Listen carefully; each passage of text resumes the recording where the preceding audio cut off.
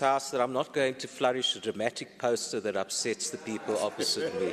Okay, the Honourable Premier can relax. I'm not going to hold up a picture of him in chains being dragged off to prison. Okay, and the Honourable Chief Whip can also relax. You can relax. You won't have to look for some rule that can be contorted to stop my right to free speech. So I'm going to talk today instead about the difference between form and substance. Form is the container, the appearance, the structure. Substance is the essence, the content, the reality. It sounds boring, doesn't it? But let me demonstrate with this water. This is ordinary water, and here we have a fancy glass. You know, this is the substance. It's the same old ordinary water, and, you know, we know what it is. You pour it in this beautiful goblet, and it's still the same old water, even though it's in, a very beautiful form. So it's still plain old water, however you package it. Think of it as a difference between appearance, reality, or style versus content. You know, it makes me think of the promises of the Honourable Premier compared to the sad reality.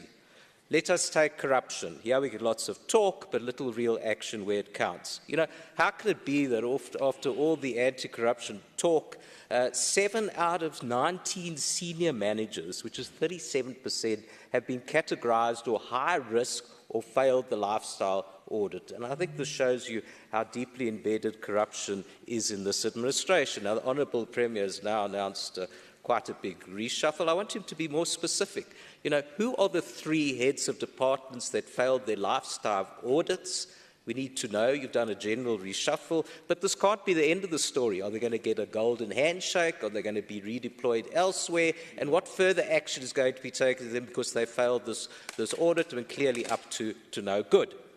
And we don't want these heads of departments to be placed with other HODs who are clever enough to better hide their ill-gotten gains.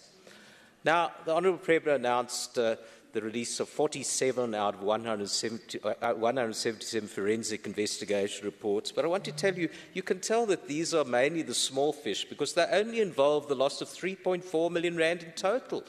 All these reports, and it was only 3.4 million rand. You know, this is a tiny amount compared to the misspending of 2.3 billion rand just at the Tembisa Hospital alone.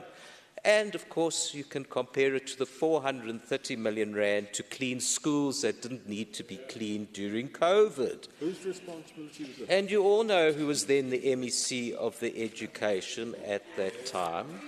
You know, it surely cannot take so long to find the culprits for this unless you deliberately want to stall things in various ways. So we just get the talk. We just get the talk.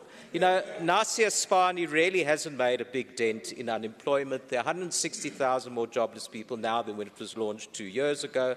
Compare this to more than 400,000 extra jobs created in the Western Cape over this period.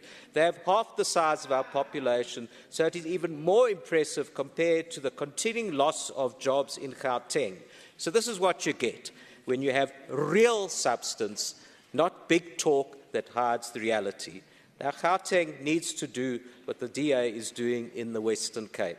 That would be real champagne. This will be real champagne compared to the dressed-up water that we get from this administration.